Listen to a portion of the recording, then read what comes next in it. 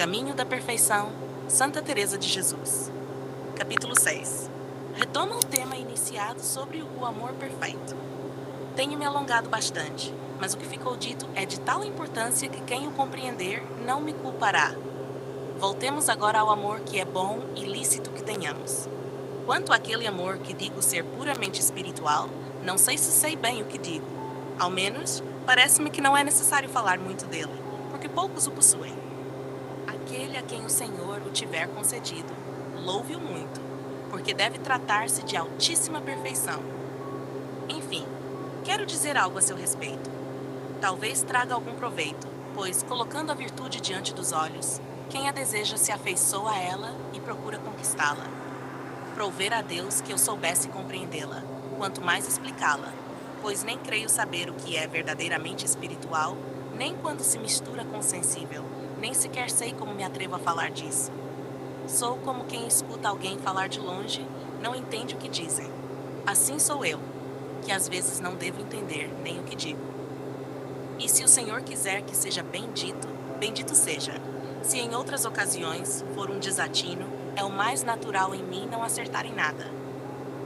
Agora me parece que, quando uma pessoa, conduzida por Deus, chega a um claro conhecimento do que é o mundo e de que existe outro mundo, quando compreende a diferença entre um e outro e que um é eterno e o outro apenas um sonho, quando entende o que é amar o Criador e o que é amar a criatura, não apenas por reflexão ou crença, mas por experiência, que é algo bem diferente. Quando vê e prova o que se ganha com um e o que se perde com o outro. Quando reconhece o que é Criador e o que é criatura. E muitas outras coisas que o Senhor ensina com verdade e clareza àquele que se dispõe a ser instruído por Ele na oração, ou àquele a quem Sua Majestade assim o quer. Essas pessoas passam a amar de modo muito diferente daqueles que ainda não chegaram a esse ponto. Pode ser, irmãs, que vos pareça impertinente tratar disso e que digais que tudo isso já sabeis. Prover ao Senhor que assim fosse, e que o soubesseis da maneira que realmente importa, gravado nas entranhas da alma. Porque se o sabeis assim, vereis que não minto ao dizer que quem o Senhor conduz até aqui possui esse amor. Essas pessoas, aquelas que Deus leva a esse estado, são almas generosas, almas verdadeiramente nobres. Não se contentam em amar coisa tão frágil como os corpos, ainda que sejam belos e possuam muitas qualidades naturais, que agradam à vista e levam a louvar o Criador. Mas não se detêm nisso. Digo não se deterem a ponto de por essas coisas lhes terem amor, pois logo lhes parece que amam algo sem substância, como quem se apega a uma sombra. Sentiriam vergonha de si mesmas e não teriam como, sem grande afronta interior, dizer a Deus que o amam, se detivessem nisso. Direis, essas pessoas não saberão amar, nem corresponder à boa vontade que se lhes tem. Ao menos, pouco lhes importa que a tenham. E ainda que por vezes a natureza se agrade rapidamente de ser amada, logo, voltando a si, percebem que isso é um desatino, se não forem pessoas que possam ajudar a alma com doutrina ou com oração.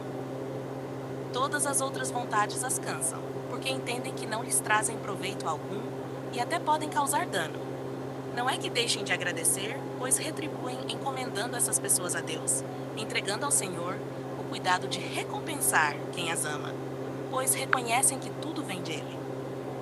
Em si mesmas, não lhes parece haver nada que mereça ser amado, e se percebem que alguém as ama, entendem que é porque Deus as ama primeiro.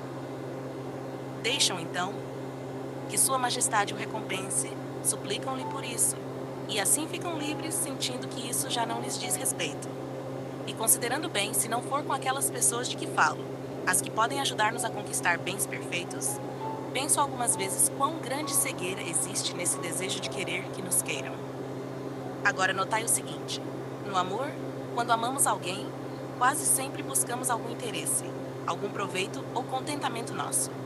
Mas essas pessoas perfeitas já têm debaixo dos pés todos os bens que o mundo poderia oferecer-lhes: presentes, agrados e satisfações. Estão de tal maneira livres que, ainda que quisessem, por assim dizer, não conseguem desejar nada que não seja em Deus. e, ao tratarem das coisas de Deus, não encontram que proveito algum lhes venha do fato de serem amadas. Por isso, poucos se importam com isso. Quando essa verdade se lhes apresenta com clareza, riem-se de si mesmas ao lembrar a aflição que outrora sentiam por saber se sua vontade era ou não correspondida. Pois ainda que a boa vontade seja sincera, é-nos muito natural querer que ela seja paga. Mas quando se vai cobrar essa paga, ela não passa de palha. Tudo é vento vazio, sem consistência, levado pelo ar. Porque mesmo que nos tenham amado muito, o que nos resta disso, afinal? Assim, se não for para o proveito da própria alma, por meio daquelas pessoas de que falei, como sabem quão frágil é nossa natureza, que se cansa logo quando não há amor verdadeiro, já não lhes importa mais ser amadas do que não ser. Parecer-vos-á que tais pessoas não amam ninguém e que só sabem amar a Deus. Na verdade, amam muito mais, com amor mais verdadeiro, mais proveitoso e mais intenso. Em suma, isso sim, merece o nome de amor. Essas almas estão sempre mais inclinadas a dar do que a receber, e isso lhes acontece até mesmo em relação ao próprio Criador.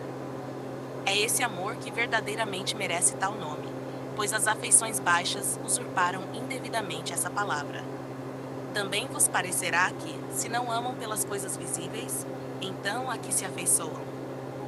É verdade que amam o que vem e se afeiçoam ao que ouvem, mas o que vem nelas é estável.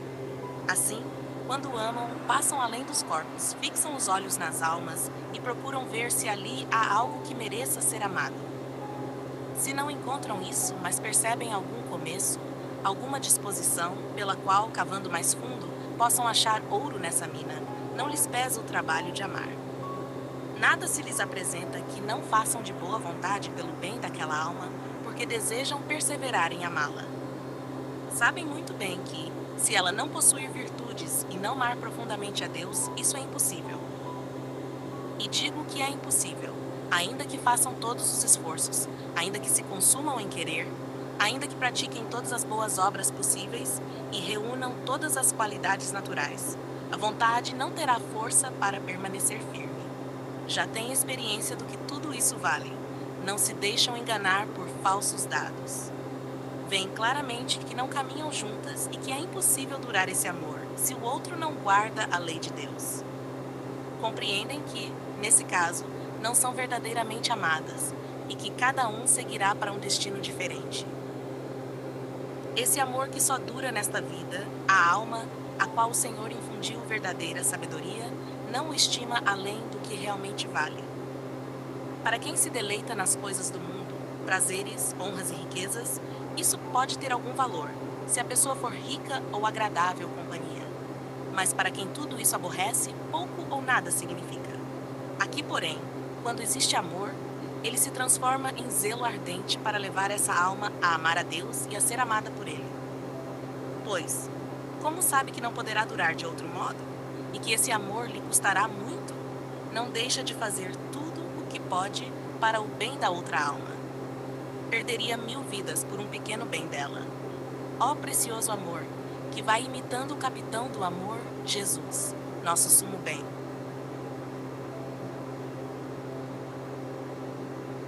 Queridos ouvintes, chegamos ao fim deste audiolivro e quero expressar minha profunda gratidão a todos que permaneceram conosco até aqui. Sua dedicação em acompanhar essa obra é um verdadeiro sinal de busca pela sabedoria e pelo crescimento espiritual.